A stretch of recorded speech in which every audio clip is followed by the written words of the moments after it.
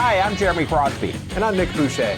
We're your hosts for the program that's all about your city, Talking Fitchburg. Every weekday, we pull together the news, events, and information you need to stay on top of what's happening in the city of Fitchburg. Find Talking Fitchburg on cable TV, Roku, Amazon Fire, Apple TV, and our live stream on the web. Plus, you can find all our headlines and stories on Facebook, YouTube, and our video on demand service. This is your city. Keep up with Talking Fitchburg and the issues affecting you and your neighbors. Get connected, Fitchburg. We're launching Fitchburg Connect, the city's new monthly e-newsletter that keeps you informed about all the events, services, and updates that matter to you.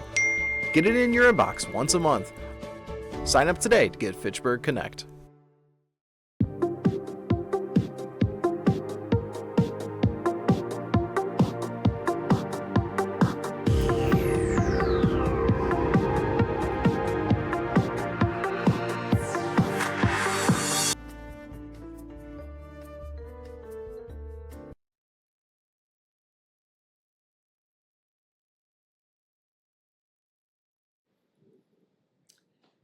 I'd like to call this committee of the Housing Advisory Committee meeting to order here at like 4:02 on March 2nd. And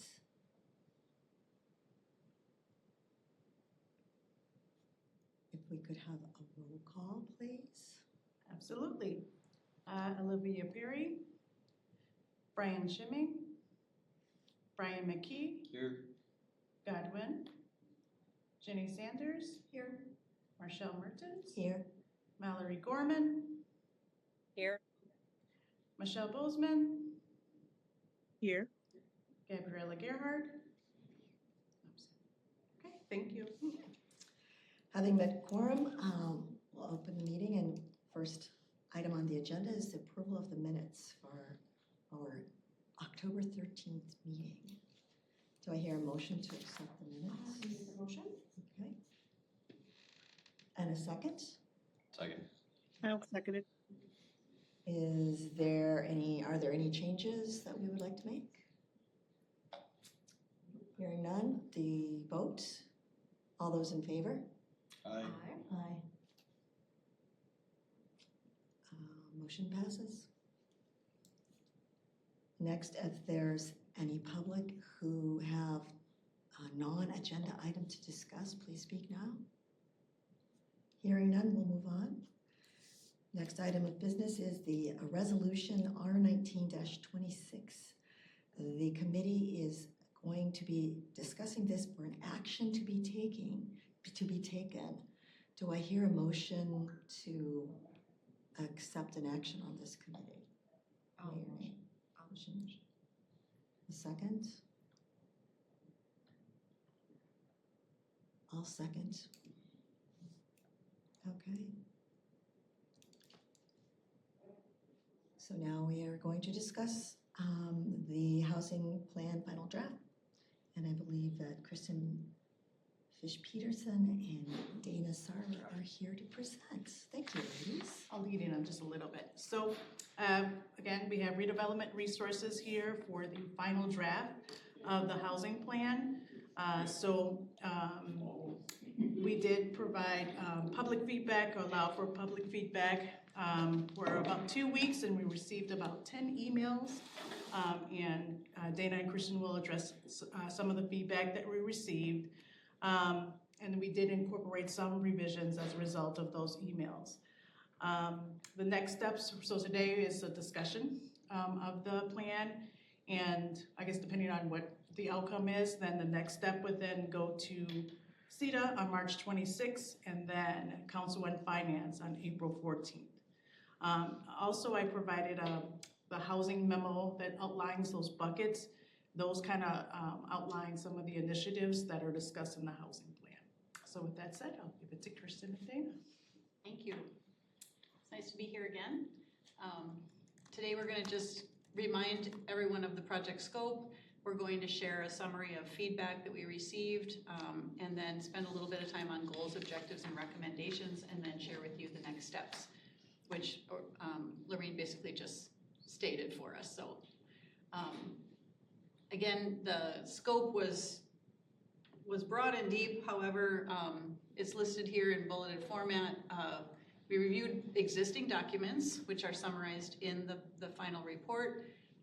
We did stakeholder engagement, extensive stakeholder engagement. I was really interested and intrigued about how well the community came out and showed up for the engagement.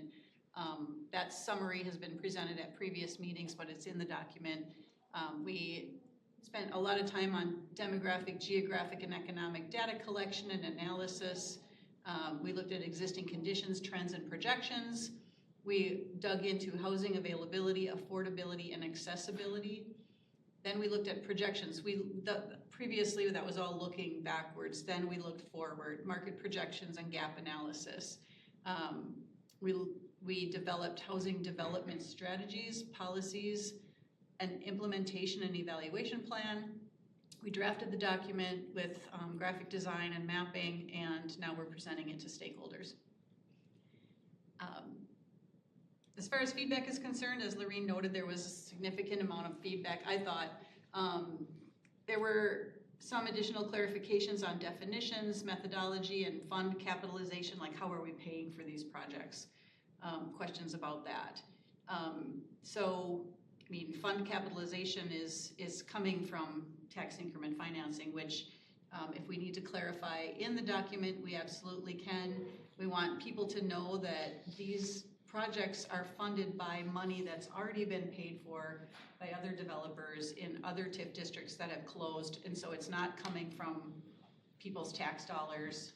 These are tax dollars. They are tax dollars, but they're tax dollars paid by the developer that the city's been allowed to use for this purpose. So nothing on the general levy, nothing's being taken away from the police department, for example, that kind of thing. We want people to be clear on that.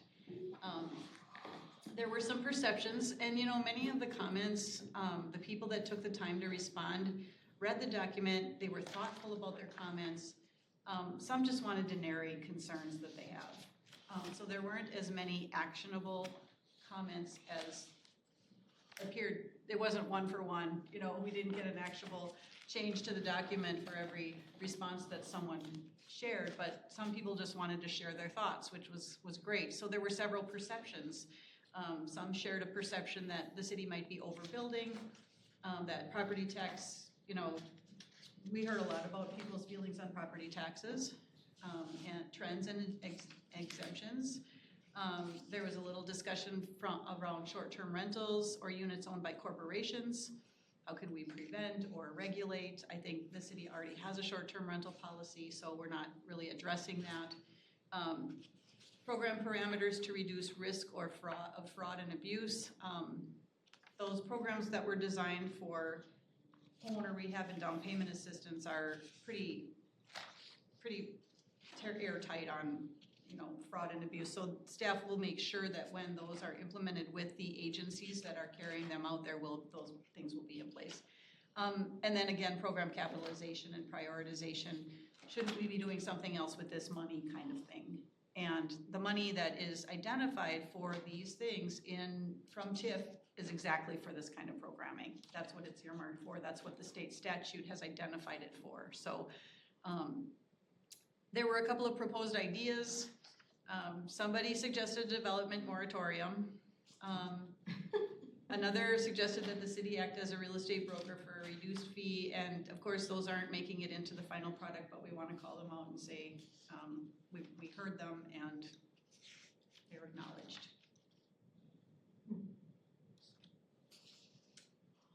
Any questions on the feedback?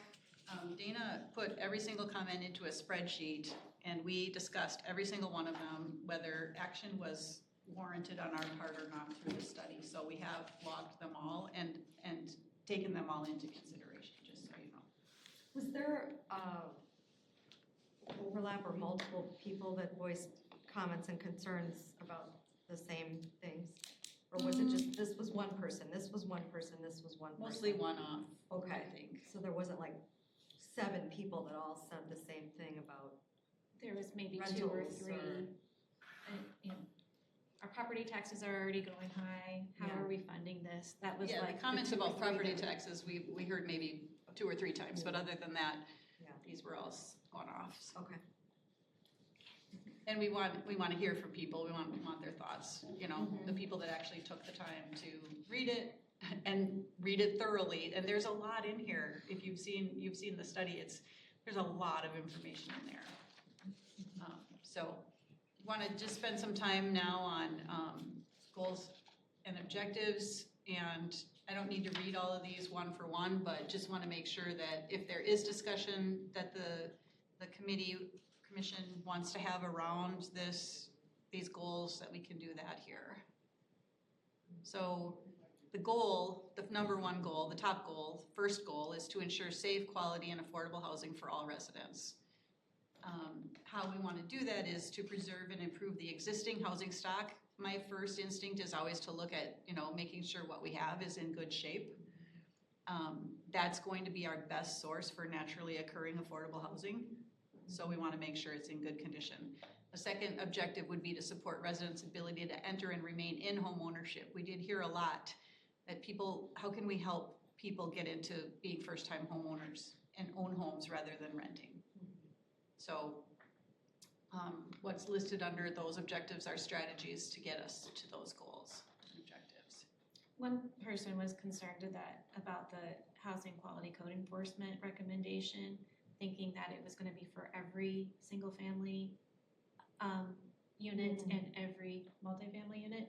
And I just wanted to call out that it's with visible exterior violations, and it's as staff time permits. So like if the fire chief is roaming around town, that he should feel free to let the building and inspection department know that he's noticing there's some sort He's of seeing tarps on buildings. He's seeing junk windows cars falling out. He's whatever. It's, egregious things that are obvious from the road. We're not asking the code enforcement department to go into everyone's single-family home and do an inspection. But I hope that our language didn't intimate that. Okay. Any questions or comments on this?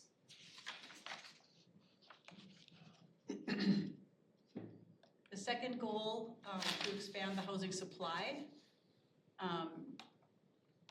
and make future demand, I can't read what's behind to meet future demand and affordability needs, just to make sure we're building what we need.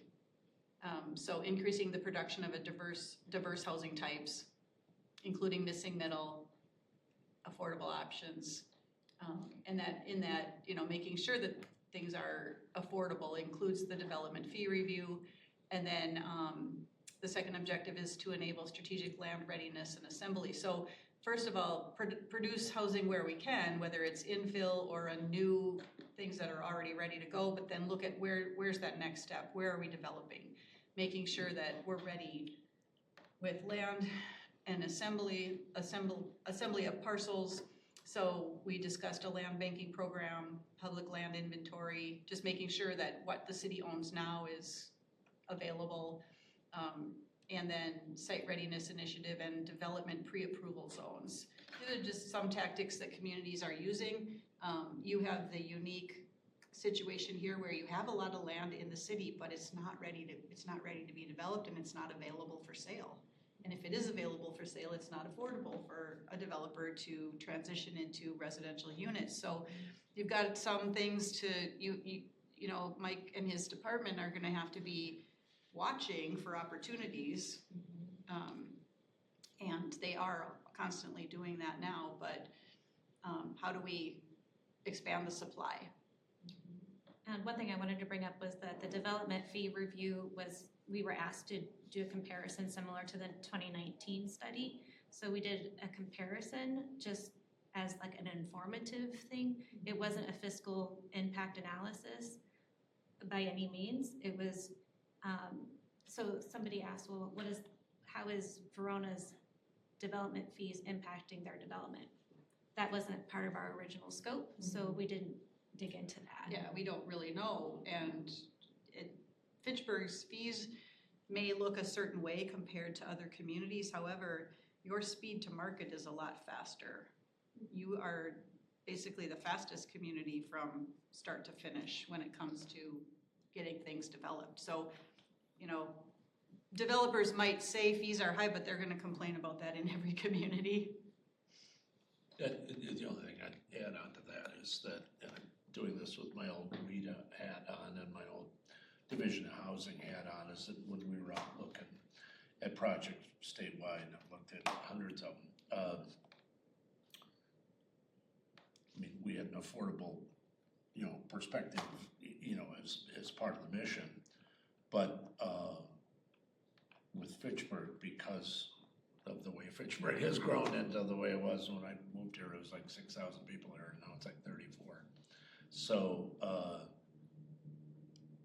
but I can't, and frankly, and I've said this before, I have not been a fan of our comprehensive plan necessarily in the past, because I thought it was unnecessarily restrictive in terms of whether we were thinking ahead, and because I do think affordability goes along with availability, and so when I look at projects that we did around the state, if we were waiting forever, we stopped waiting.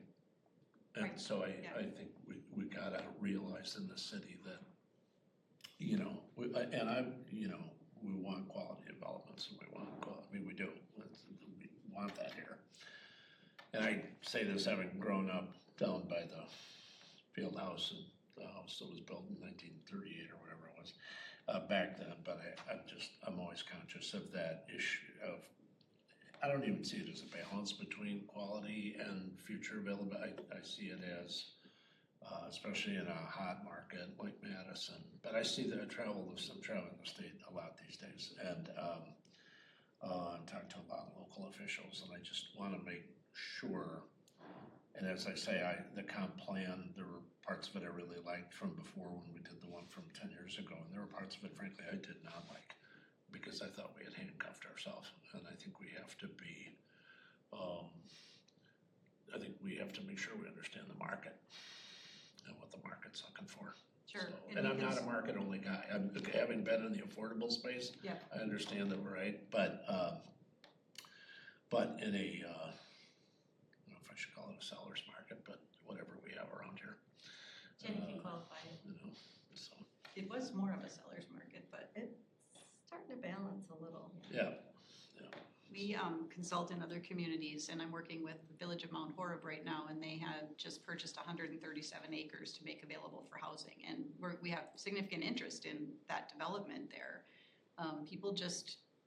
Developers want to go, they'll move on if they have to wait too long, like you said. So they're gonna go where they can find low-hanging fruit and get some stuff in the ground. They're both renters, but 2 people I've hired in the last 6 months, and neither of them are living in the county. So it's, and none of us want to see that, right? But I'd like to have them all move to Fitchburg, but we gotta be, affordability has to be in practice and not just in philosophy, so. In the development process, when you have, like, say, the fastest timeline, this is only studying those that were approved, correct? The study was done by a different entity. Smart growth. Smart growth, yeah. Okay. Because I often think numbers like this can get skewed because there are a certain number that just don't ever get approved because they took longer. Mhm. So of those that got approved, it might be a shorter time frame, but of those that were submitted and applied for and done, it might be a significantly longer time, so the statistic might be misleading, is what I'm saying. Could you guys talk about how the development pre-approval zones would work in Fitchburg?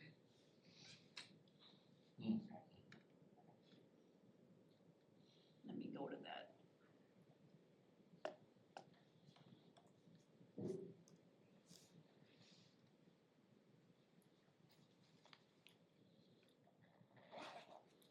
I think how they would work, and Mike can back me up or correct me if I'm wrong.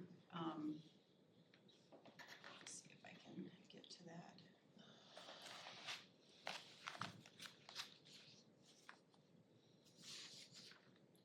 So priority housing sites would be identified with, clear entitlement pathways and pre-approved infrastructure plans. If there was a site or an opportunity to do that in advance of a developer coming forward and being ready to develop it, Some communities have gone so far as to approve housing, house plans, so they have a set of pre-approved house plans. You can build these houses here, they're pre-approved. Somebody would come in and just meet with Mike's team and the planning department and make sure that certain sites, if the city had a priority housing site with a clear entitlement pathway and pre-approved, oh, thank you, infrastructure plans, I guess that was, the idea was just to do as much of that work up front as possible. And have you ever done anything like that? No, we haven't. That would be kind of new territory for us, and I think we had some language added in. It's probably beyond the scope and expertise of our group at this point in time, so we probably would have to enlist some outside consulting services, to kind of position ourselves, for that. We have been talking though to some developers that have talked about having some prototype in housing stock, specifically that are kind of the models or prototypes that they would have for a particular neighborhood. Pre-approved designs. Yeah. Like a Sears catalog of homes. Yeah. Yeah, the incremental development entity that is promoting incremental development or infill housing in neighborhoods has a set of pre-approved plans that they've identified in South Bend, Indiana. Other communities have looked at this, and even the city of Oshkosh has worked with some of their staff to, I know a person who has developed house plans that would fit in old neighborhoods that would be smaller pre-approved house designs. It's not exactly what we're talking about on a pre-approval zone, but as far as an actual house plan that would be pre-approved, that's one way to approach it. What we were thinking of here is a pre-approval zone would be whether it's a site, a single site, an infill site, or a smaller greenfield site that's the infrastructure's there, the zoning is appropriate. You can see that some of these paths are already made for it. It could then be promoted as we're ready to go here. Bring your shovel and, start working. I think there could be a lot of, examples out there in across the country that you could draw from. This third goal is to promote equitable access and neighborhood stability. We talked to a lot of people about services and how they either are able to access support services or what happens to them if they're in a situation. When it was the senior citizen roundtable we had, where we heard from a few different people that were telling us that there's no help when you're on the brink of homelessness. You can't get any services until you're actually homeless. So this goal came from a lot of feedback like that, promoting equitable access and neighborhood stability. We want to maintain affordability and prevent displacement. So that Housing Stability Fund was suggested for, it was an ideas for helping people stay in their housing. Neighborhood revitalization is also an objective that we want to look toward. Aligning housing with transportation and employment access with, looking for opportunities to do infill housing around or new development around transit-oriented development nodes, and then employer-assisted housing partnerships. That would be a program where if an employer was interested, they could form a down payment assistance program for their employees that purchase homes in the that want to buy homes in the city of Fitchburg.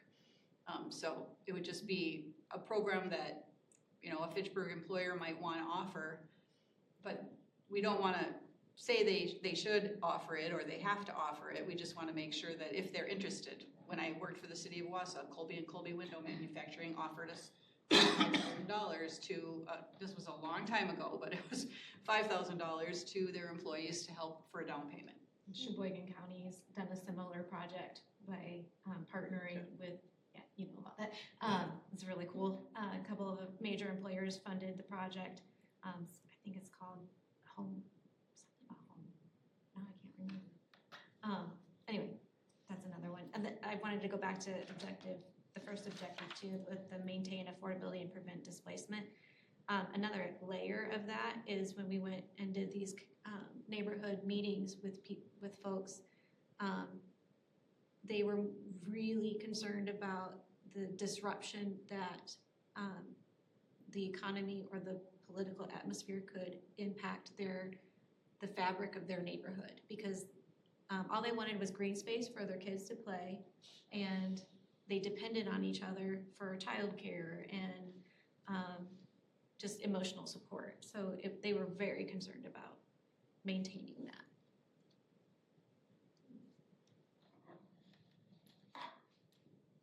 The fourth goal, strengthening collaboration and capacity to deliver housing solutions. These are just opportunities to build partnerships between the city of Fitchburg and other public, private, and nonprofit stakeholders. So whether it's this group or another entity, turning the focus toward implementation for this report and the recommendations in it, and then developing a private-public development toolkit.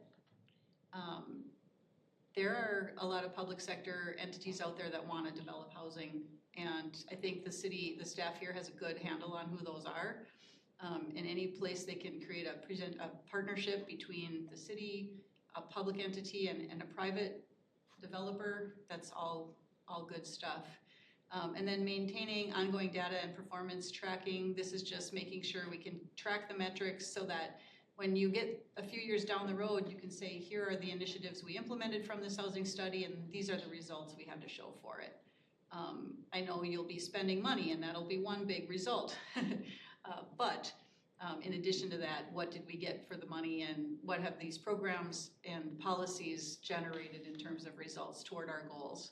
And then just a policy review schedule for making sure that somebody's watching to make sure these things are working and designed as appropriate. And the economy is going to change, and there might be some recommendations that we've made in here that might become obsolete because the economy changes and the environment changes. But this is kind of a living document that needs to be maintained and fostered as we go. So just like the housing market. Do we have a plan for that, Lori? Do we have kind of what is our goal to revisit the plan? I mean, is it 12 months? Is it Good question. I haven't. years? I would say at least annually that we should definitely revisit it. Audit? Yeah, absolutely. How far have we come with this? And yeah, that's a good idea. In the document, we just asked to utilize this committee or CETA as a multi-sector working group to monitor the metrics and oversee program delivery. And then, a dashboard can be created, just showing key metrics. And we identify some of those here that can be tracked. So, and then with policy too, you'll have, reassess housing tools every 3 to 5 years to make sure, you want to give them some time to get some traction with those tools. So Yeah, I feel like there's not a lot of quick hit things here. I feel like it's. I don't know that there are quick answers There's to no this. real quick stuff that is going to happen. So It's like changing the direction of the Titanic. You're going to make incremental improvements here and there, and it will make a difference, but it will take a while to see. The engines are This is starting. Queen Elizabeth, not the Titanic.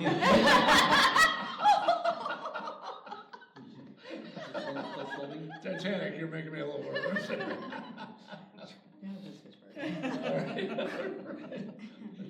It's a big. And I just came back from a cruise. What was that? Pardon? I was just saying, I just came back from a cruise too. Oh, yeah. I think. Your board boys came back. I think, if, to me, as an economic development practitioner, housing and doing something with the housing situation here in Fitchburg it's going to show you more results than if you were to take on a workforce issue or some other more squishy thing. I mean, with housing, you can see, we're going to build units, we're going to make units available, we're going to improve existing units, It's more tangible. It is. Yeah. Yes. So, we're going to incorporate revisions yet to this. Like Lorene said, there's 2 more meetings, March 26th and April 14th, but we're here for feedback today, and I guess interested in your thoughts. I thought you guys did a Yeah. great job. It's so much. There was a lot of good information in there, a lot of good strategies and plans. You know, I don't see any major gaps and holes, because you went through all of the different levels of housing that we need, the different types of housing that we need, the lack of available housing that we need, and it's just a matter then of getting people to say, yes, in my backyard, instead of NIMBY. So, Yeah, I think initiating some of, like the homeowner rehab program, I think that will get traction right away once it's initiated, and people will be able to make improvements to existing homes, which will help preserve that existing housing stock that you have. Question on that, how are you marketing that to get it out to just the random homeowner who's living, you know, that's working, you know, 60 hours a week and, you know, having a hard time getting their house painted or saving up for the new roof or whatever the issue is? How are they going? Because most people don't go onto the city's website, let's be honest. From you know. the senior standpoint, we're getting a lot of feedback from the Oh, senior that's center. the senior center, Oh so my there you goodness. can thank the They're senior already center. having an influx Oh, already. no, yeah, that's the senior center, that's one active little, yeah. It's a beehive. It's good stuff there. I mean, we're gonna probably outsource it to an agency that's gonna help the city administer it in partnership with them. Then there are a lot of ways to market the fund, the program, and working with the city of Sheboygan right now to do just that. And they have many touch points, including working with their senior center. The But senior other center is the places- easiest spot because, I mean, it's a very good senior center. Captive They're audience. Very engaged, so you can just thank Jill up, down, and around for the stellar job she has done with the senior center. Right, and who knows, they might have enough projects right there just to Oh, yeah, you spend could. all the money. But I think what happens is, you know, seniors, if they have a fixed income and they have a home, they might not be able to maintain it to the level that they need to preserve it. So I love this kind of program for that. No, that's true, but we also have some young families that could use some homes too. Right, exactly. So, you know, it's always a trade-off, unless we can compare a senior who needs to exit a home to a senior apartment or condominium and a young family to come in. I don't know if you have a matching program there. It would be challenging to come up Bit of with. an amount of work that could be done in that area. I think the input's good. I also think about a couple of projects we dealt with when I was at WEDA. One of them was finding affordable, wasn't Section 8, it was Section 42 housing near UW Hospital. So, because all the neighborhoods that are anywhere remotely close to University Hospital are really expensive now. Sure. And, I mean, I grew up on Lathrop, more towards the field, although that's ridiculous now too, but, my favorite project is the old Empire Square building, the round building at the top of the hill there, which is right across from Whole Foods now. We wanted to do Section 42 in there. That side of University Avenue for a strip of it is in the village of Sherwood Hills. And the university wanted it flipped to Section, or some kind of project, Section 42 is what the application was for nurses, for the hospital, because they couldn't afford to live anywhere near the hospital whatsoever. And they needed them close, and the village turned it down unanimously, I think it was, on the village board. And I'm thinking about that not in that straight context, but I also want this to be, I want to make sure we have plenty of input, market input and everything, but I also want it to be a sales tool for the city, so businesses that are coming here have some chance of being able to have housing that workers can afford in the city. And they don't, I mean, we've talked a couple of times, but Verona, you know, you have Epic out there, but you don't, I mean, a lot of the Epic people live downtown. In projects we put tax credits into. So we had $2,200 units on the top floor and $800 units on the back side, on the Main Street side, because we had credits on there. And so I just want to make sure that it's also a sales tool to the extent it would be, you know, to go, we're thinking ahead here, and we're trying to make sure that we're doing the right thing so the city can grow. I think the city can track interest in the project and promote it on social media and other things like that to make sure it gets to the right people. You have a TikTok girl? We'll look at it. Yeah. All avenues, but FACTv will do a lot as well too, so. The seniors that watch FACTv, so Olivia. just saying. Do you Olivia include has a question. marketing in the water bills ever, or utility bills? Could you promote something that way? Because everybody gets a bill, don't they? Mine are online. I get it emailed. But Online ads work too, Yeah, but yeah, anyway. Olivia? Hi there. I guess, can you hear me? Yes. Yes. First, I just want to say congratulations. This looks really great. You guys did a fantastic job on this. So kudos. Woohoo. Thank you. The second thing I want to share is really picks up on the conversation you were just having, which is about the rehab program. And I'm a little uncomfortable with the first come, first serve criteria. My experience is that with, you know, giving out money, grants, et cetera, if we're not creating priority criteria, you know, like, you know, who or you know, values that you're trying to prioritize, then the people that are maybe the most savvy, or maybe have much newer homes, or have internet access and internet, you know, capabilities, versus maybe seniors who don't, or, you know, marketing is one thing, but, you know, if you're not hitting, if it's not really broad and deep, I guess I'm just uncomfortable with not prioritizing, say, seniors or homes that are, you know, because, you know, someone might need a roof repair. Like if I look down my street, well, that person could use one. That person really needs one. But that person who really needs one didn't apply because maybe they didn't know about it. So I'm just thinking out loud with you in terms of, is there a way we can put some priorities or some criteria, you know, last roof repair, you know, replacement dates, or seniors? Do we want to prioritize seniors in this, you know, in terms of home repair, or underrepresented groups, or people with housing that's, you know, built before 1970 or something.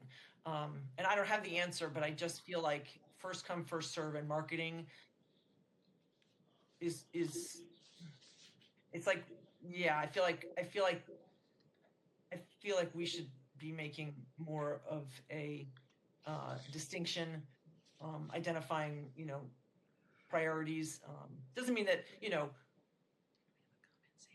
other people won't get it, but in terms of scoring, you know, I don't know how the program is going to be evaluated and scored, but if you get 20 applications, you know, someone scores higher on, you know, this is the way we do a lot of our grant programs, or, you know, loan programs. Someone who scores higher on this is going to get more points, you know, or someone whose roof hasn't been replaced in 30 years versus the person who's got 20 years, you know, something. But I feel like, and maybe that's not part of this study, but I do feel like in terms of implementation of that program, it would be really helpful. And I think, just to identify what priorities are, and how to, you know, refine the evaluation a little bit more.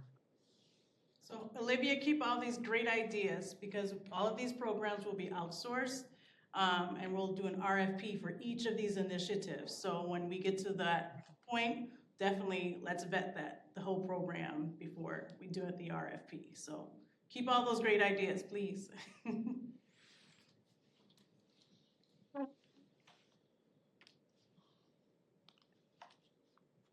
Mallory? Mallory? I have a question. When reading the document, one thing that I was looking for was information on what currently was inventory. So we discuss a lot about what our needs are, but my question is, what do we have? I noticed there's information about vacancy. It looks like they're fairly low numbers, 3.4% overall, 1.1% for income restricted.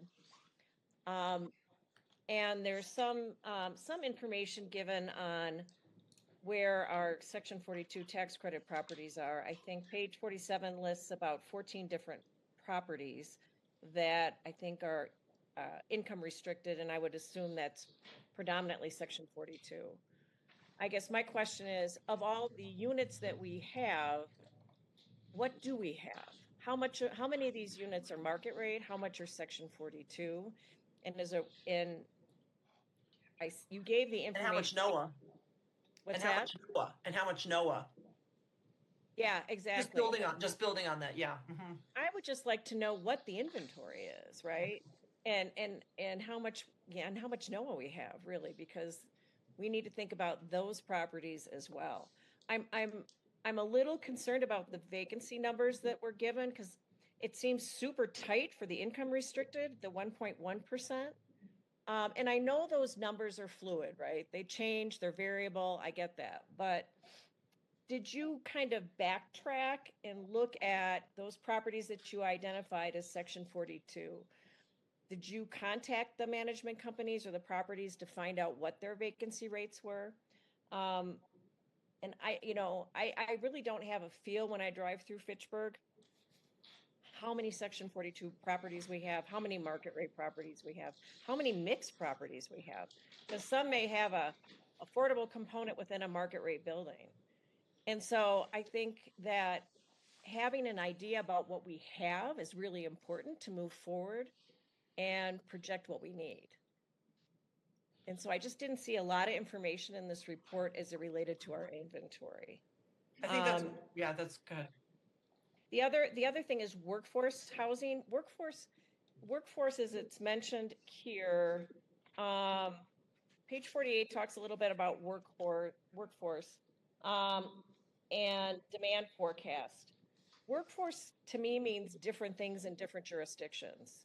It can mean a certain percentage of median. There's all different flavors.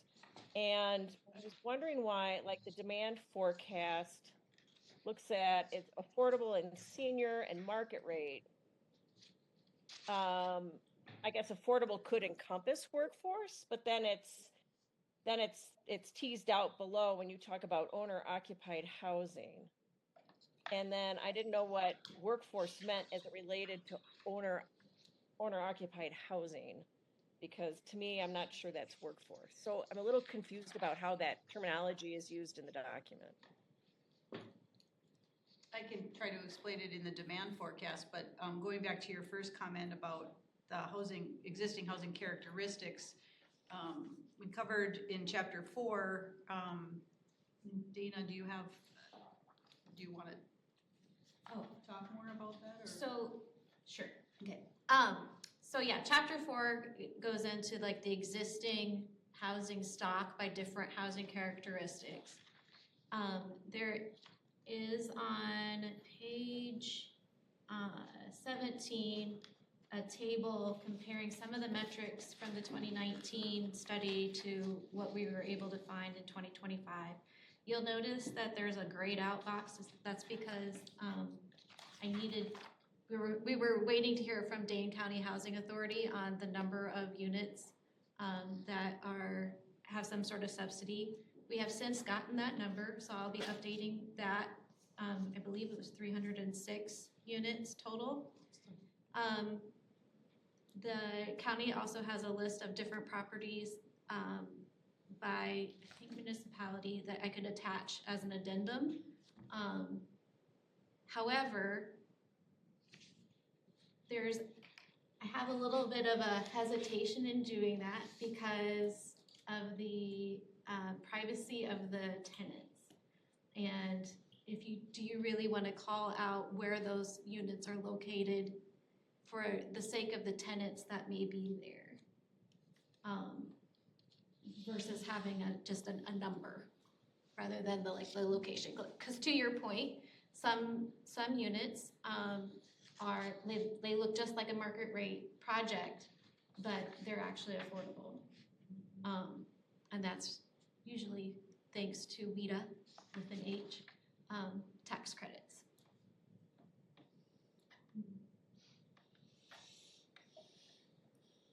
Does that answer your question?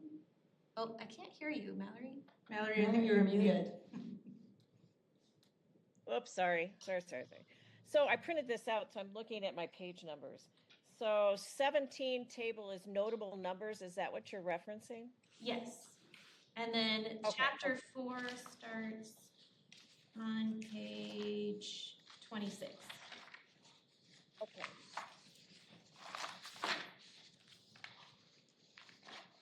Actually, I like that idea too, Mallory. And you already, since you already have the table housing stock by decade built, if you could just put the actual number next to those bars, that would be really helpful. Just to get some more specificity on that. Is that possible? Oh, yeah. Yeah, that would be great. So as it relates to the vacancy numbers, how much fudge is there? Because 1.1% for income restricted seems really low to me, but maybe that's it. But I don't know. Yeah. I really don't know. So the methodology, so the methodology for that was going to a website, downloading all the listed complexes and units available and unavailable, and the website has whether or not there are any restrictions, like this is an age restricted property or this is an income restricted unit, and calculating total units based on how many were still available. What website is this? Just out of curiosity. Improvements.com. Okay. And that's even probably inflated. You might even have a high number being reported there because I own an apartment building, and apartments.com for a long time was making me keep at least one listing active all the time even though I was full. It was hard to not have any units listed as available, which I would get calls and I'm full and I can't, so it looks like I have a unit available, but I don't. So that's personal experience to say, I think even 1.5% might be high. Your market is very tight.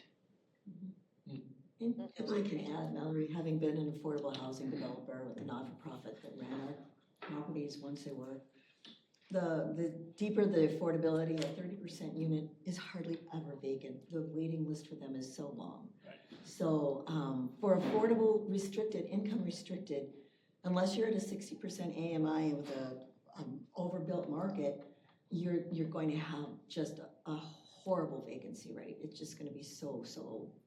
Also, if I interviewed a couple of apartment managers in the neighborhood, in the focus neighborhoods, and asked them about their vacancy, and they had none, and with waiting lists.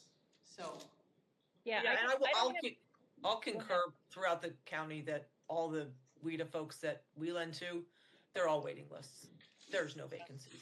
I mean, usually when I hear about it, it's because there's a high vacancy rate, because we develop 42 properties all over the country. We have them in Wisconsin. We don't have any more in Madison or Dane County. But usually when I hear about it, it's a problem. So that's why when I look at low vacancies, I'm like, that's amazing. That's fantastic. But, what I usually get information about is those properties that have high vacancies. And so, but we're talking about different geographical areas. So yes, that could be true for here. But that's why I questioned it, because that just seemed really low. And I think that's actually high for some places. My experience is that there are just waiting lists at every single LIHTC property in Dane County. That's it should be less than 1% vacancy, really. I could say the same thing for Correct. King County in Washington State as well. I mean, it's a huge county. Yeah.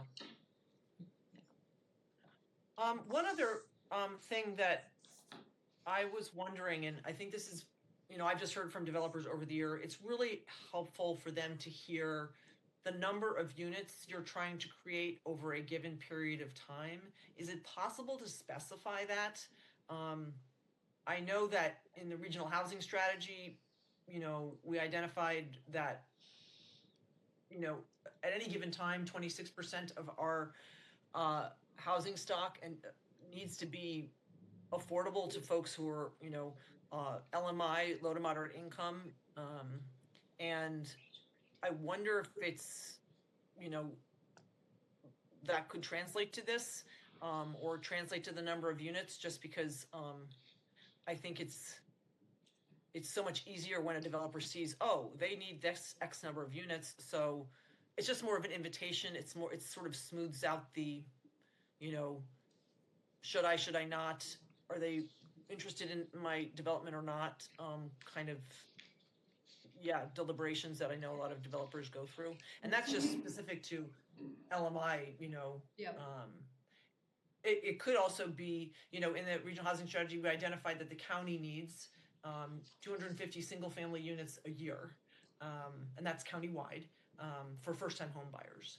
So, I'm just, and again, I'm thinking out loud with you, but is it possible that we actually identify the number of, first time home buyer units or single family home buyer units, entry level homes that you're trying to realize, or we're trying to realize, in the next, are you referring to the charts on page 42 show the demand? We don't have them broken down all the way to how many first-time home buyer units, but I think single family affordable, or owner occupied affordable / workforce.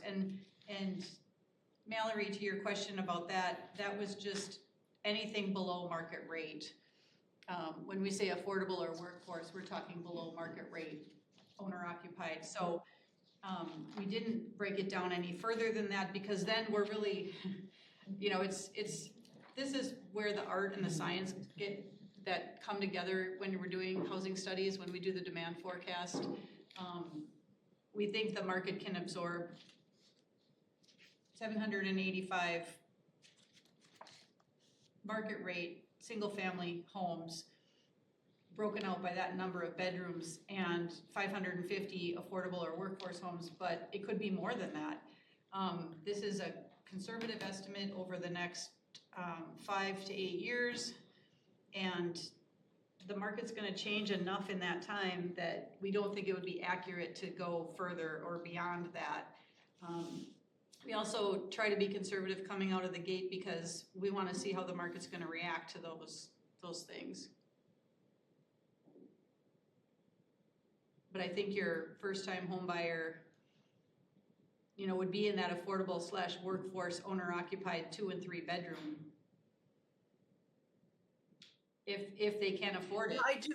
Right now, it's just really hard to afford an owner-occupied home. It's hard to build a single-family home, that's considered affordable. It's just really hard to even build it. So one of the things that I'm engaged in right now is talking to all the ADU developers in the county, and there are actually 2 that are very, very active and growing very quickly. And I'm just going to share this with you, but a gentleman by the name of Dave Gordon, he specializes in building zero entry, 1,000-foot, they're called ADUs, but it's a home. And he typically rents them to, and they might even be in Fitchburg. Mike, do you know if David Gordon is in Fitchburg? Anyway, so they build these, they build or redevelop them, and it's zero entry, and and so he calls them ADUs. I've seen one of his properties, sort of model properties on the west side of Madison, and he would really like to be building these not just for seniors but for homeowners. They're on slab, and typically they're these 1,000 square foot are either 2 or 3 bedrooms, and he leases them to senior agencies who rent them out to seniors and care for them and do the wraparound services. But he would really like to be building these in pocket neighborhoods or as infill, and their ADUs are 1,000 square feet, but they are a lot more affordable than your typical, 18, 2,200 square foot home. Are they built on site, Olivia, or are they built at their facility? They're built on site. Yeah. And then this other ADU developer who I met with a few weeks ago, and I'm not, I'll get you his name in one second, but he's got plans on his website. He's got costs on his website. He builds everything from 575 square feet to 1,000 square feet, and they're ADUs. I've also talked to him about doing pocket neighborhoods with, either in partnership with a for-profit developer or, maybe with a Habitat or MACLT, the land trust, and he's very open to it. So this is a really, new and eager at least these two developers are very eager to really try and fill this first-time home buyer below market rate home. And the only way we're going to get affordable single-family homes is by, value engineering them. 1,000 square foot home. You should see this home. It's 1,000 square feet.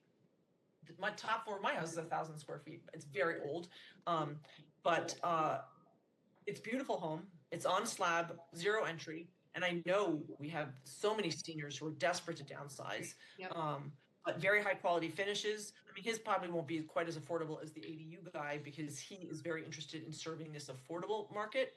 But I think we really need to start thinking about first-time homes.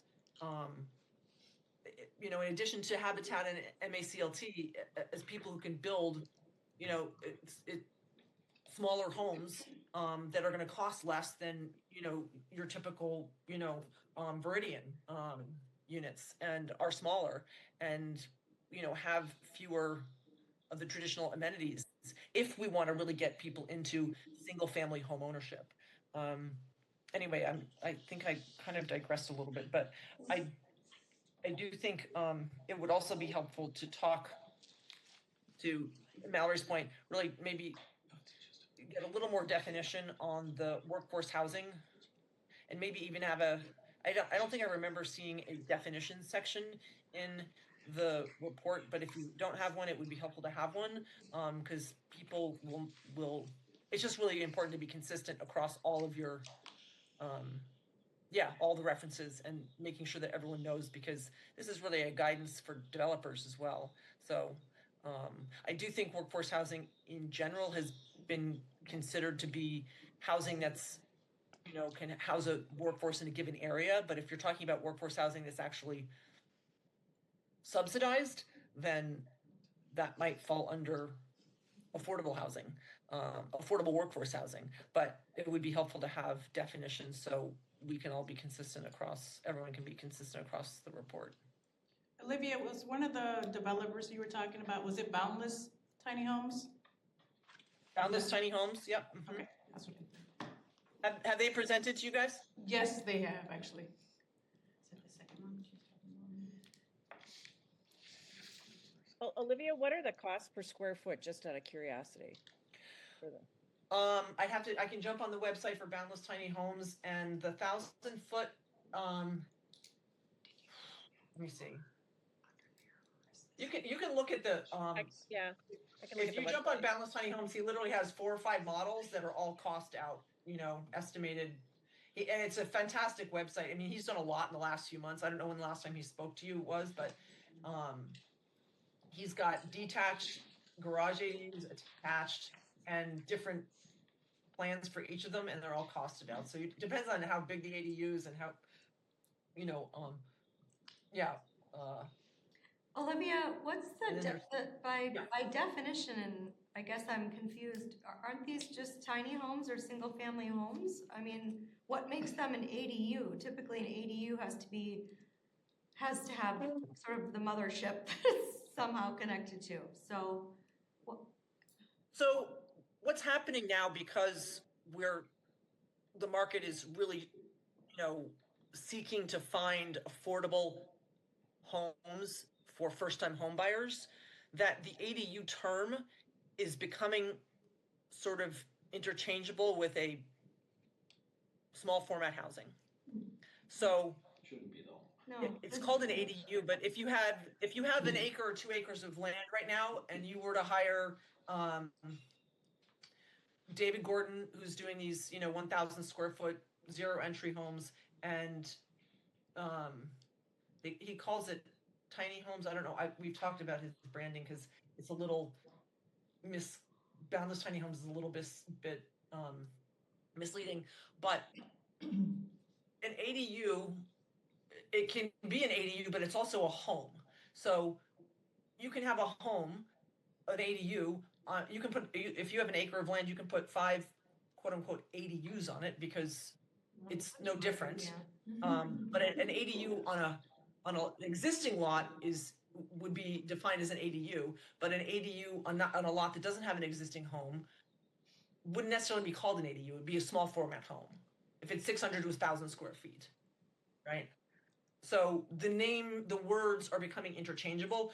I'm sort of starting to define them or brand them as small format housing, whether it's an ADU or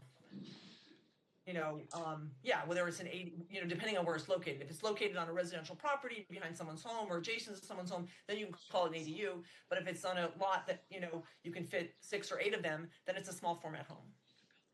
Well, because the ADU triggers requirements, at least in Fitchburg, I'm sure Madison as well, but if you call it an ADU, it has to meet many, many guidelines to be built. So that's why I was just curious why that terminology, if he's just building small houses on some small lots. We're opening up the market. This is a brand new thing. If we're not going to call, you don't have to call them an ADU. I mean, they still have to follow all the guidelines, local regulations, building inspection, all of that, permitting processes. It's not like it's non-regulated if it's not called an ADU. Right. It's just it's not being regulated in relationship to a primary residence. And this is what cottage courts are actually made up of, these small format homes.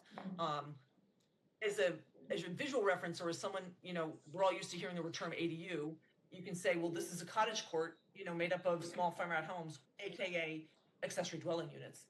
But we don't call them that because there's no primary residence. But it's still a home. It's just a smaller home. Yeah, we digress.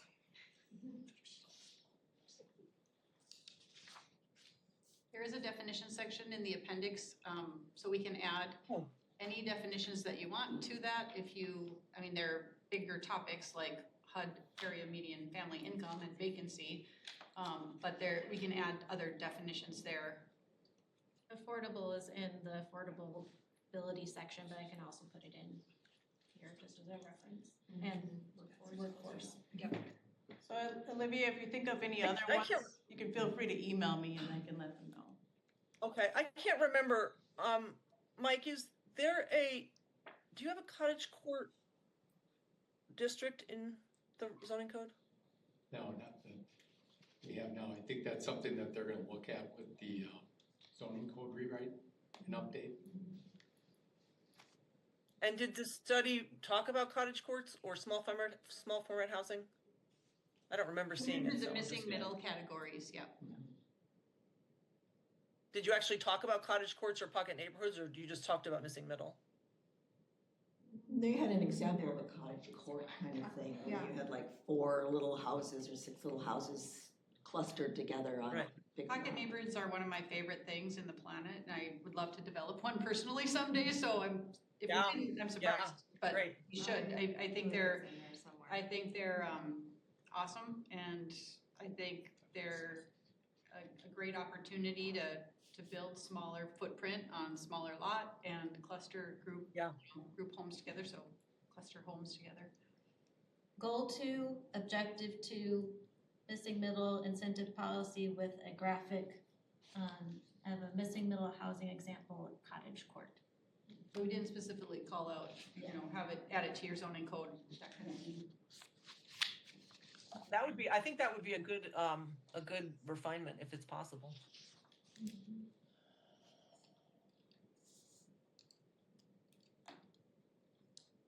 The committee have any more comments or questions?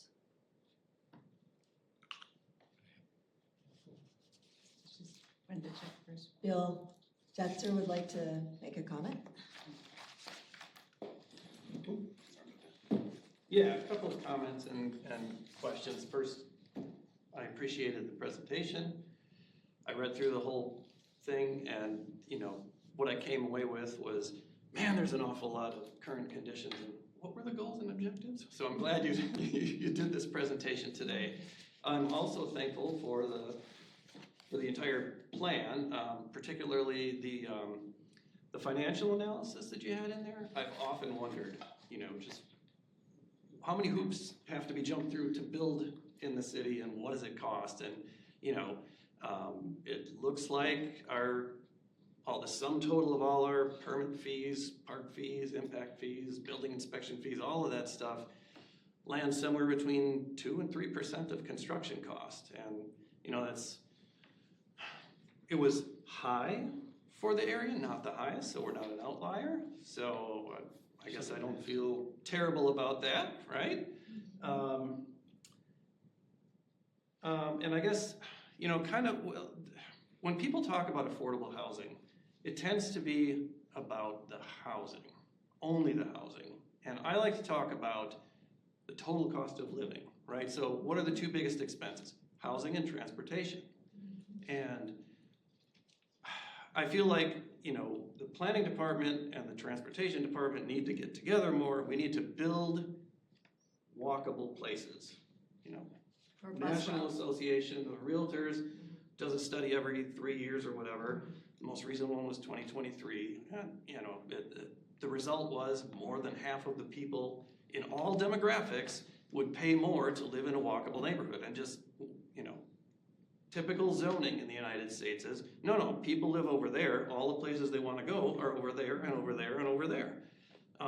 So, more mixed use neighborhoods where people can move from 2 cars down to 1 or even go to 0 if we have enough density to support local retail and transit. So I think, those would be my favorite things, and then I guess a couple of questions, and maybe this is an intractable problem at this, where we are right now, but we always talk about affordable housing and, especially we're entertaining trying to bank some land, right? So we want, and if the city owns that land, we want to make the best use of it. We want to make sure it goes to affordable housing and that winds up segregating people. And that's not a good thing. We've had a couple of projects in recent months where there's 2 buildings. There's the market rate building and the LIHTC affordable building.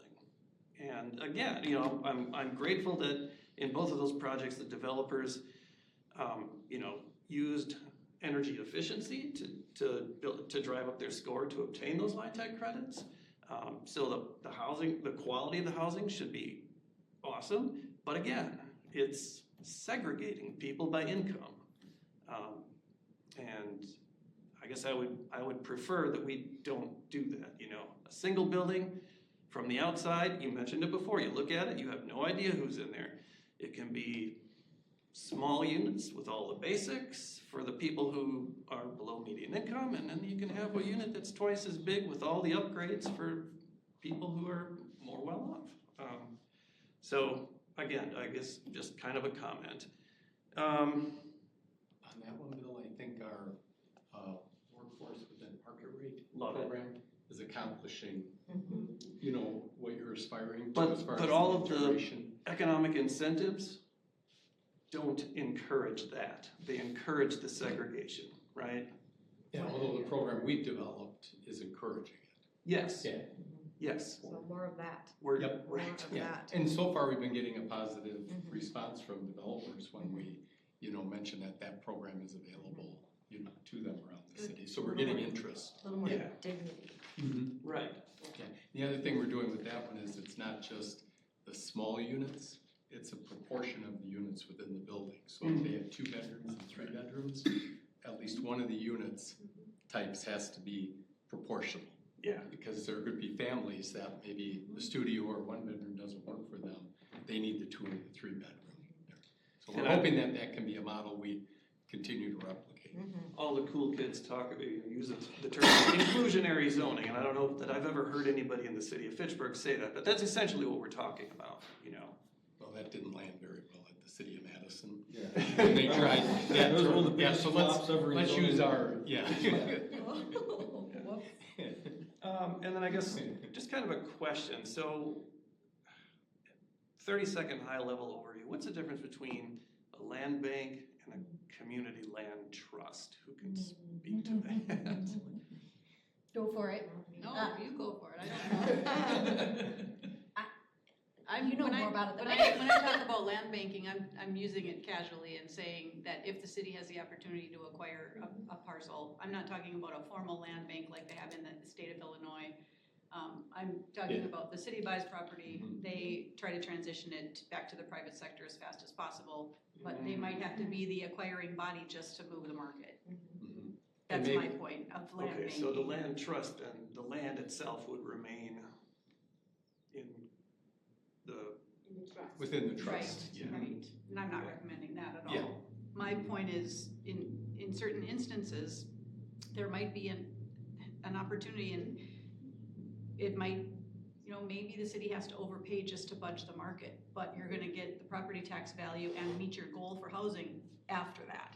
So there's an ulterior motive there, but maybe there's an opportunity to buy something that's blighted or it's got contamination. Sometimes the city has to do that to take care of the problem and then get it back in the private sector's hands. It's just that intermediary step to keep things moving.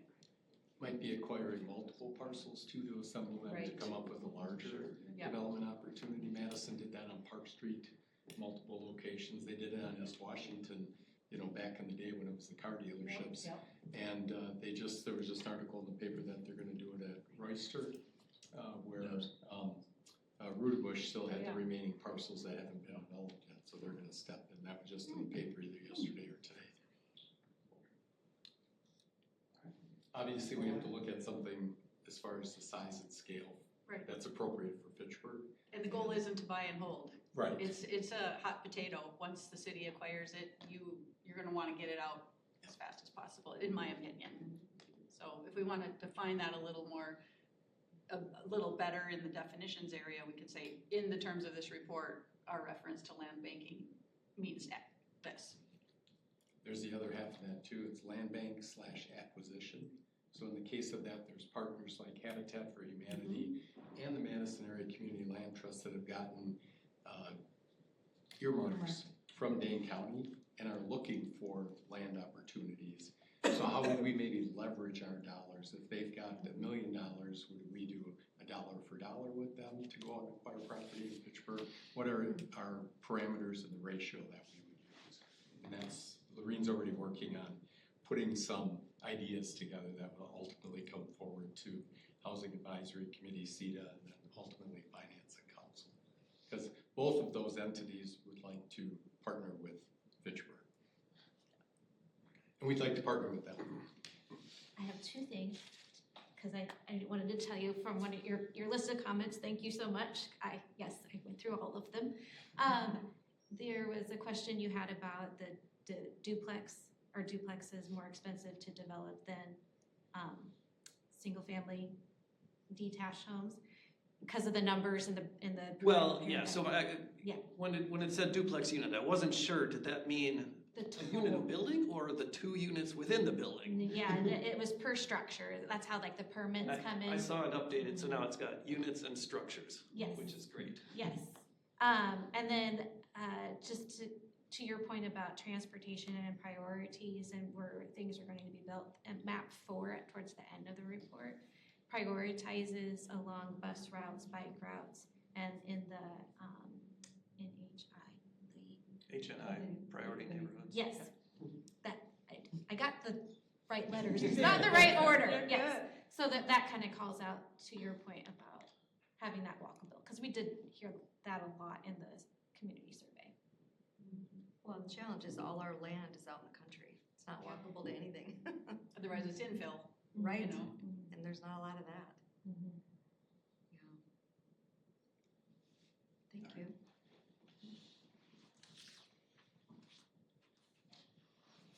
Any more discussion? Does the committee want to recommend that we move forward, or trying to look at the rest, go back to the resolution?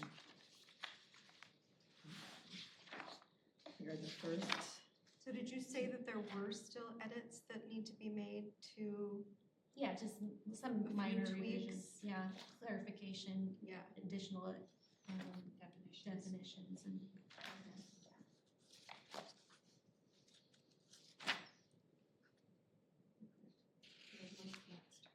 So the question is, do we want to agree positively for the next committees that we are in favor of this report and everything it stands for, I guess is how I would put it.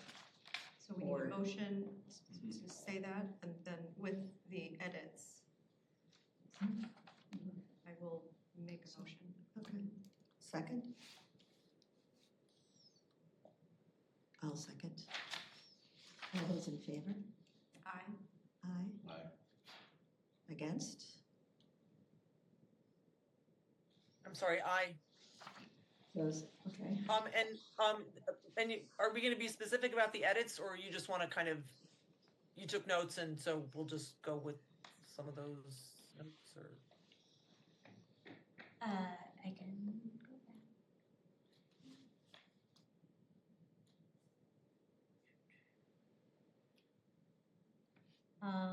Clarifications on. I mean, I'm happy if you say, yeah, go ahead.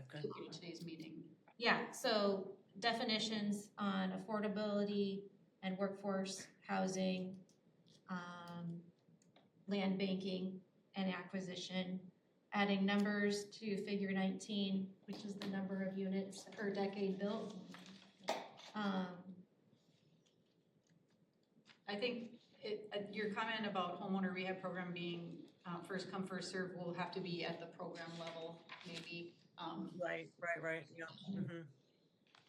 And then was there a discussion about, I can't remember, did you make recommendations in terms of increasing the number of, or increasing the types of housing that are by right? I can't remember. I know there was some discussion by right, but I don't know if you actually made a specific recommendation as to increasing the types of by right housing. I know that single family is by right and duplexes are by right also. Is that correct, Mike? Currently? Or through the zoning ordinance? Yeah. Yeah, I guess you recall. Yes. Yeah. I'm not gonna answer, I don't know. Yeah. I don't know, I guess that's probably more of a discussion for the zoning board rewrite as far as what the current ordinance reads like and if it's It's in the weeds. We considered could by right. recommend, in the recommendations, we could say, as a result of this housing study, we want to recommend that Mhm. when the zoning code rewrite takes place, they consider, I would say, a special zoning classification for cottage court. And maybe, Olivia, are you saying more types should be by right in specific? Right, yeah, I mean, missing middle, whether it's a duplex or a fourplex or some, other types of housing be considered for by right, because by right is really one of the things where the rubber meets the road in terms of bringing forward the housing supply that you want, the type you want, and just making it easier for developers. If they know that they can put, a 6 or 8 unit in their subdivision without having to ask you, you're going to get more housing in your subdivision. Or if there's an infill lot and you have 6, 8, or 10 units by right, then it's just going to make it a lot quicker and cheaper for them to develop those for you. We can recommend they consider So I that think that- during the zoning code update, and then you Yeah, guys yeah. can Yeah. consider it, Mhm. okay, Yeah, right, we'll do that. thanks. That's what we went through it. Yeah, but there's nothing that's by right in Yeah. Fitchburg right now. No. That's the way you want to define it. Can I make a comment on Sure. page 6? Do you wanna come up to the, No, it's, just so we get you on the microphone? so on the executive summary, when you talk about the demographic information, it mentioned that Fitchburg now exceeds 33,000, and so we need to pass, or exceed 35,000, or we put our actual, population, because it's incorrect, it's more than 35,000. And the same with, I don't remember which page is, there is another place that also mentioned about that. I don't remember where it is.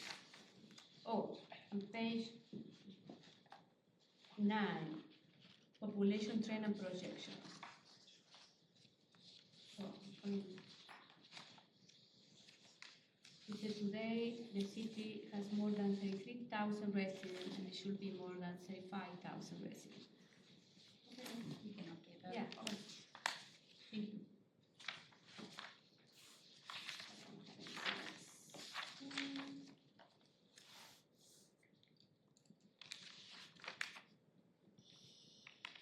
Is that gonna throw off all your other charts and? If you update one, you Data. update them all. That's the Yeah. concern we have, Because but it's a straight because comparison based on a date. we You have to change all, in a because some narrative- parties probably 42,000, now we're adding Well, 36 or 37. I don't know when did you take the that? point is that, the data tables won't be updated. They will still be referred to the source and the time on that source. It might be older, but, we can put a note that Yeah. we know that we'll figure out how to phrase it so Yeah. that it acknowledges the fact that this is reality and demographics sometimes lag. Yeah, sometimes because you have the 5-year estimates from the American Community Survey is usually lower than the 1-year estimates, which typically the DOA sends out those numbers, but they're more prone to margin of error. Yeah, I know, but if you look at Fitchburg population in different pages, you're gonna find like 33, 34, 35, Okay. and it's like, which our population is? I will Yeah. double check all those numbers. Yeah, so. Well, you wait a month, and Confusing. we'll go again. Yeah. Well, that's awesome. We're having Okay, babies. yeah, no, I get it, yeah. But I was, We can make a reference that doesn't mess up the charts. Yeah, okay. I think that's, thank you. Thank you. I love it. I'll see you on the 24th then. oh, yeah. So I believe that we're approving of this lovely summary and Look at all the books. so, except for Michelle, I didn't hear from Mallory. Mallory, are you voting in favor? Yes, I have to unmute me, yes. Okay. And Michelle, are you voting in favor? Yes, Okay, me too, I'm sorry, I thought I was muted also. so it's unanimous. All right, then. I believe I don't have anything else on the agenda. So I'll Reports from the Yep. department. So thank you again, Redevelopment Resources, well done. This has been a great experience of working with you. So some news in housing, since we haven't met for a while, there's been a lot happening and some initiatives that Redevelopment Resources have talked about, have been working on. So one is the Housing Data Dashboard, and actually Olivia was in that meeting. It was with Sun Prairie, Carpsey, and Madison, and so we're looking to possibly work with Carpsey to develop a data dashboard to kind of talk about housing and where we are on a quarterly basis. And to track some of our initiatives like the Efficiency Navigator program to see how we're doing in that program. So I'll keep you updated on where we are with that. Efficiency Navigator program, so that was approved for that initial phase, so they'll be reaching out to property managers. The priority is the healthy neighborhoods, but we're gonna do it citywide, and reaching out to property managers that would want sustainable projects done in their multifamily properties, up to 20 units. Another one is land banking. So as you know, we were awarded a $600,000 pro-housing grant from CDBG, and then we are leveraging $1 million from the Affordable Housing Fund. So we're looking at some different initiatives, one being the sod farm site, where we have about 5 acres of buildable that we could use. So I think internally, we're kind of determining if that would be a viable site for this program. It has really nice grass. So, I think there's just kind of some due diligence that we need to do with the land itself, and then also there's a lot of requirements just before you even issue the RFP with CDBG. So keep you posted on where we are with that. That land is actually owned by our utility. Oh, So we have- Maureen, is that for single family or multifamily? We haven't decided yet, so that program is, we'll come through you before we make that decision, but the goal is of more single-family housing is the goal. Okay. Down payment assistance. So that's another program that I've been talking with several different agencies, so City of Madison, Moving Out, and then just last week, Wisconsin Partnership for Housing Development. Todd Mandel is the executive director there, and he actually manages the DPA program for Rock County. And so he gave a lot of insight on the program he does there. So some of the things that he kind of shared was potentially you could start off the program instead of, and we have $2.5 million allocated for that. So you would start off small. So maybe the first year you would maybe issue 200,000 or just a smaller amount to kind of see how that program goes and also how that contractor works out with us. But they do both the administration part and the compliance piece, and they can do audits on a quarterly basis. So I was really impressed. How much do they charge? $20,000 is what they would charge for administrative fee each year for the year. It doesn't matter how many, the amount? Based on like if a $200,000. Oh, 200, yeah. okay. Yeah. So we kind of talked about looking at AMI from 60% to 110. Is that correct? Is that what we looked at? Yeah. So he indicated that the missing middle is really a segment that doesn't have a lot of down payment assistance programs out there. So, they may have to bring in their own funds to support this. It could serve as kind of a last in. It's kind of like TID, where we would be the last one in. They would look for programs, and then to get to that PMI so that they can pay off that, we would be the last one. So with that, it could be a sliding scale up to 20,000. So they may not need 20,000, they only need 5 just to, get that PMI served. What other some good things he talked about? He said to look at maybe the types of mortgages that we would do. So maybe 30-year fixed, obviously, would be one, maybe 15-year fixed, and then possibly a 7-1 ARM, but you don't want to have like an interest-only mortgage where that's a lot of liability. Yeah. And then he said to kind of think about the loan options. Do you want to do a 0% deferred or 2% simple interest? He said that possibly 2% simple interest may be a better thing for us. As for repayment, repayment would be with the sale of the home or refinance. And he said that the average buyer sells their home in 7.5 years. So we wouldn't have to wait, so long. And then also he said that because of the interest rates are higher now, many may refinance so they can get a lower interest rate, and that way we would get our money back sooner. So it's a lot of great things from that conversation. What other things? Applied for the Housing Accelerator Program. Thank you to the mayor who recommended that program. So we'll be talking internally. I think both Deanna and I will talk about what part of this cohort that we would fit into. So it's a strong possibility that we'll be in that cohort. And then there was another cohort called Housing Choice Voucher Homeownership Program, and that's just really to learn a little bit more about land banking. And yeah, those are some of the top things. So we're working on those initiatives already. So thank you for all that insight. All right. Was there anything that you wanted to add? We continue to have conversations with Gorman and Company. They've identified a land area. They're working with our city planner to kind of line up the site plan to meet. This falls into one of our smart code neighborhoods. And then hopefully once they do that, they would go forward with the preliminary plat and then come up with the estimated kind of infrastructure costs. And once we kind of get to those thresholds, then they would come back to the council to have the conversation per the memorandum of understanding. It's on the west side of Highway 14 on the Osborne property. Oh, yeah. There. Yeah. So we think it would be a great location, for it, and hoping they continue the due diligence and then they're able to come forward to the council for the MOU.